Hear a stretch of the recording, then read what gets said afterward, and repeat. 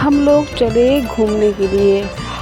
कहाँ घूमने जा रहे हैं ये आपको रास्ते में पता चलेगा। तो हम लोग जा रहे हैं ग्वालियर से 17 किलोमीटर दूर ढवरा और भितरवार के बीच में मंदिर है धूमेश्वर महादेव जी का मंदिर।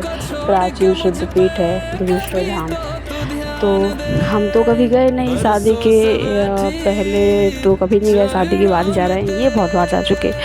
तो हमने इनसे कहा था कि हमें भी ले चलो। वैसे हम लोग को और भी काम था वहाँ पर, दूसरा काम था मतलब। तो जो बोले पहले भगवान जी के दर्शन करेंगे, वही नदी है सिंध नदी, वहाँ नहाएंगे, फिर महादेव जी के दर्शन करेंगे और ये गुरु जी हैं वहाँ के। तो फिर हम लोग पहुँच के वहाँ पे थोड़ा बहुत तो भीड़ लगा रहता है। वैसे सोमवार को ज़्यादा भीड़ होती है। हम लोग गए थे बुधवार को। तो बुधवार को मतलब थे लोग तो थे ही, पर ज़्यादा नहीं थे। जैसे सोमवार को भीड़ रहती है वैसे थे सोमवार और रविवार को बहुत भीड़ रहती है। रविवार को घूमने के लिए आते हैं और सोमवार तो फिर महादेव जी का दिन ही होता है। तो और ये लगा छोटा सा मेला, थोड़ी बहुत दुकानें, खाने पीने की दुकानें, कुछ सामानों की दुकानें। फिर बस हम लोग आ गए। हम लोगों ने गाड़ी रुकाई और हम अंदर आए तो बहुत ही प्यारा, बहुत ही सुंदर मंदिर था। हम तो पहली बार देखा तो मुझे सब कुछ बहुत अच्छा लगा। और शंकर जी तो फिर मेरे फेवरेट हैं, तो वैसे भी सब अच्छा लगता है। तो फिर पापा भी बोले पहले नहा लो, मतलब वहीं नदी में, तो फिर इसके बाद आएंगे दर्शन करेंगे। फिर हम लोग मंदिर देखते हुए दूर से, मतलब अंदर नहीं गए, तो मंदिर देखते हुए हम लोग पहुँचे जहाँ पे नदी थी। थोड़ी नीचे जाना पड़ता है, अंदर साइड ये ऊपर था, ये मंदिर ऊपर है, ये नदी नीचे है। अभी तो नदी में कम पानी है, पर जब जुलाई अगस्त सितंबर इस टाइम बहुत ज़्यादा पानी रहता है। कहते हैं मतलब ये लोग गए तो ये बताते हैं कि 500 फीट ऊपर से झरना गिरता है पानी का। लेकिन जब बरसात का मौसम हो तब तो हम जल्दी चल रहे थे। ये हमें लोग रहे थे थोड़ा धीमे धीमे चलो वरना गिर जाओगी। ऊपर से सैंडल पहने थे और तो पत्थर यहाँ पे बहुत सारे थे, बड़े बड़ी चट्टानें, पत्थर। हाँ पानी थोड़ा कम था, तो हम बस पानी के पास गए। पहले हमने देखा कि मतलब हमने ऐसे बोल दिया कि पानी थोड़ा गंदा है, तो जी गुस्सा हुए, बोले ऐसा नहीं बोला जाता, भगवान जी का पानी है, नदी है, ये वो दुनिया के लेक्चर सुनने पड़े।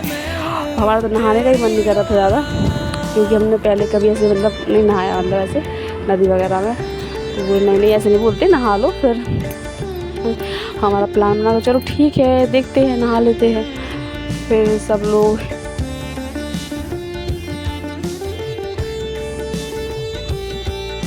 फिर हम भी चले गए नहाने के लिए। तो ये तो बहुत देर से नहा रहे, कम से कम आधा घंटा हो गया था नहाते नहाते। ये बोले तुम भी आ जाओ नहा लो मेरे साथ। तो फिर मतलब मैं पकड़ लूँगा, गिरूँगी नहीं, डरो नहीं, ये वो।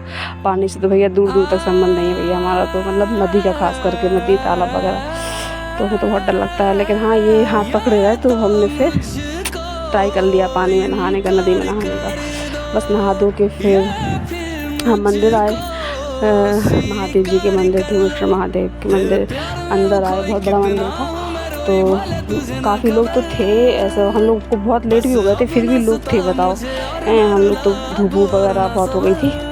तो फिर हम मंदिर के अंदर गए और भोलेनाथ की कुंडी देख। कहते हैं कि यह मंदिर 16वीं शताब्दी में ओरछा के राजा वीर सिंह जूदेव ने बनवाया था, सन 1936 में बनवाया था। तो मतलब ऐसा कहते हैं लोग। लेकिन जो वहाँ के गांव के लोग हैं, मतलब धुमेश्वर गांव के लोग हैं और भी आसपास के लोग हैं, और उन सबको छोड़ो हमारे घर के लोग यानी मम्मी पापा ये, तो ये लोग ये बोलते हैं कि यह मंदिर एक रात में जिन्ने ने बनाया था। जिन्ने कम भीड़ थी और दिन बुधवार था, तो बहुत अच्छे से दर्शन हो गए, बहुत ज़्यादा अच्छे से। फिर बस हम लोग लौटने लगे अपने घर की ओर। और एक गांव में शादी थी तो वो भी अटेंड करनी थी।